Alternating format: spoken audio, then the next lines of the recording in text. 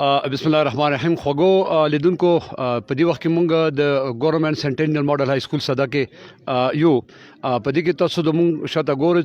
د امید ویلفیر یو کوم ټرست دی چې هغه د دغه علاقې کونډې بورې یتیمانو غریبانو معذورانو ته مهبار په سطح باندې خپل طرف نه راشن ورکوي او دا هغه سیزونه دي چې د لپاره مدد مخیر زراعت کوم دی هغه خپل چنده کوي او د هغه د ویلفیر کوم چیرمن دی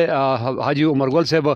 دی وخت موږ سره دی هغه نه لګ موږ تاسو کوو چې دا ستر کې سره ډیل کوي او دا تنظیم کله مدد د دې آغاز کړی دی او بیا مدد چې دا کوم د خلکو ته د سیزونه ورکوي دا ستر کې سره ورکوي. السلام علیکم. عمر ګل صاحب اول خو تاسو ډیره مننه یقینا ډیر د نیکه ولا کار دی چې کوم تاسو کوی چې دا غ سيزونه د موږ اکثر د تاسو وختن کسو چې دا دغه علاقې خار او غریبان یتیمانو کونډو بورو ته دا سيزونه تاسو ته ورکوي ټول نمبر کې مطلب دی چې تاسو خپل د تنظیم تعارف کوی او بیا کوم طریقې سره ورکوي دا لږ مطلب خپل لیدونکو سره شیر کو. بسم الله الرحمن الرحیم. امید ویلفیر ارګنایزیشن دا حکومت پاکستان رجسٹرڈ اداره دی ویلفیر اداره دی دا اداره 2017 کې جوړه شوې دي دا د مونږ شپږم کال دی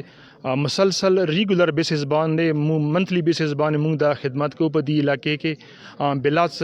نسل قوم یا قبیله مونږ چونکه دی پارا مو خپل ملګری دي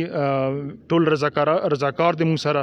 مونږ د ټول فیملیز په دی علاقې کې سروې کړي دي هغه فیملیز مونږ رجسٹر کړي ځان سره منتلی بیسس باندې موږ ته مونږ د خوراکي شیان ورکو ورته او کله سیو موقع باندې لکه نن څه دی کې به مونږ ډیر فیملیز د علاقې مختلفو علاقو نه مونږ راغوډه غو ته مونږ د خوراک شیان ورکو ورته لکه دا د دې لپاره مدای کوم تاسو د سيزونه اخلوي د دې لپاره پیسې کوم د نرسي تاسو سره څوک تعاون کوي نو دا خپل کسانو ته تاسو ووایي چې لیدونکو ته هغه مدای د پاته ولګيږي او یا تاسو خلکو نه څه خواهشات لرئ چې تاسو سره د مخیر زراعت څه طریقې سره مدد کولای شي.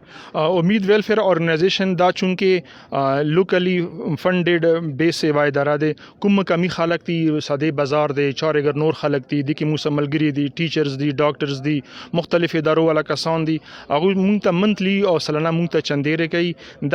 دا خالص د مکمل خلکو چاندو برکات ته زغوی مونږ سره مدد کوي هغه باندې مونږ دا ټول د شیان د تنظیمات کوو او چونکه نن سبا د ګرنی دور دی مهنګي زیاته دی په دې علاقې کې په دې ټول وطن کې نو مونږ ټول خلکو نه کوم خلک مونږ دا ویډیو اوري کسي هغه ته مونږ دا ریکوست کوو زغو د امید ویلفیر ادارې سره خپل مالی امداد وکي نو دا شونته ډیر کورونو ډیر غریبانو خلکو مستحق خلکو ته بغو د امداد د صدقه خیرات به ان شاء الله رسیږي هغه اعتماد کوي شي او یورته بیا ریکوست کو ټول خلکو ته لیدونکو تاسو وګتل د عمر ګل صاحب خبر تاسو اوریدئ یقینا کچېرې موږ وګورو په دې موجوده حالاتو کې چې انتهایی د ګرانۍ دور دی او بیا خار فقیران عجزان هغه خلک چې هغه د یو وخت ډوډۍ نشي پیدا کولای